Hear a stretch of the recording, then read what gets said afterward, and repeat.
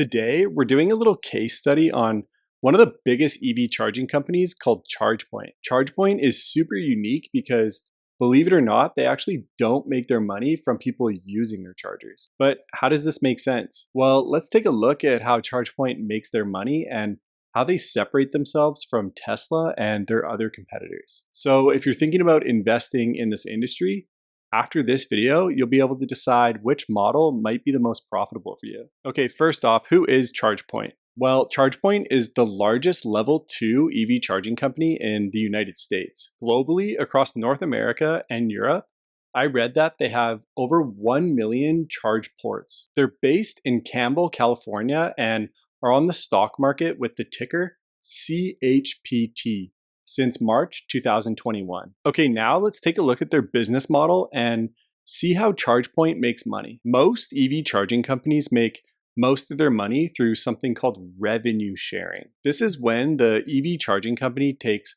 a portion of the revenue that goes into the EV chargers. ChargePoint is special, they don't do this. So let's look at the way that they make money. And there are 5 main revenue streams. And the first one is hardware sales, meaning selling the physical EV chargers. ChargePoint mostly focuses on selling their chargers and not keeping ownership of them. Some EV charging companies will place their EV chargers at a location and split the profits with the host, but they still own the EV chargers. This is called charging as a service.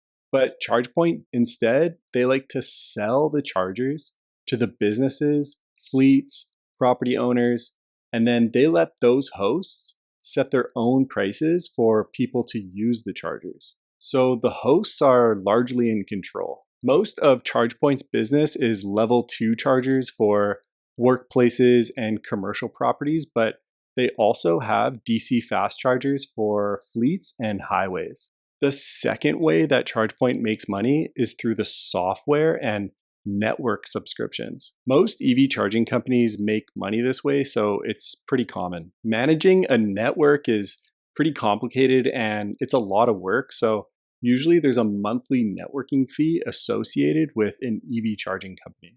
And ChargePoint's cloud software enables businesses to manage pricing, monitor usage, and track costs. Their fleet management helps companies optimize fleet energy use and charging times. And ChargePoint also has roaming integrations when they partner with other networks and they earn a cut from those transactions. Basically, you can wrap this all up into a category of ChargePoint making money from their software. The third way that ChargePoint makes money is through maintenance or support services. ChargePoint has an option to provide ongoing maintenance to the EV chargers through its Assure service. So when someone just purchases a charger outright, then they fully own it. And if anything goes wrong, then it's their responsibility to, call in an electrician and have it fixed. They have to take care of everything. But if you pay for ChargePoint's Assure services, then they'll make sure to take care of any problems that might arise with the EV chargers. I read somewhere that this can cost a couple $1,000 a year, but it could be worth it depending on the number of charges you have and if you're estimating some potential problems that might arise. For ChargePoint, this is a great form of financial stability because it brings in guaranteed recurring revenue that the company can rely on.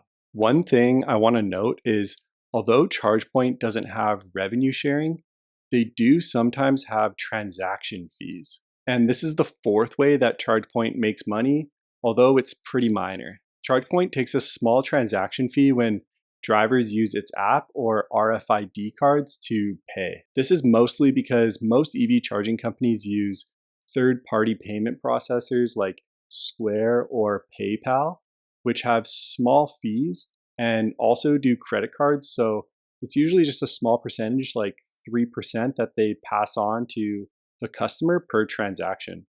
It's pretty minimal, but I just thought I should mention it. Money is money, right? The fifth way that ChargePoint makes money, and this is a pretty big one, and it's through white labeling their services. So a basic definition of white labeling is when one company like ChargePoint creates a product or a service, but a second company puts its name and logo on it and sell it under their own brand. ChargePoint offers custom branded charging solutions for car manufacturers and businesses providing access to its network through partnerships. For example, ChargePoint might work with a car manufacturer like BMW. So BMW would then use ChargePoint's EV chargers, but they would stick their own BMW logo on it and maybe their colors and design it so that it has the same brand experience for their customers. If you buy a BMW, you might want to use a BMW EV charger. So this kind of puts everything together. BMW customers would see charging stations that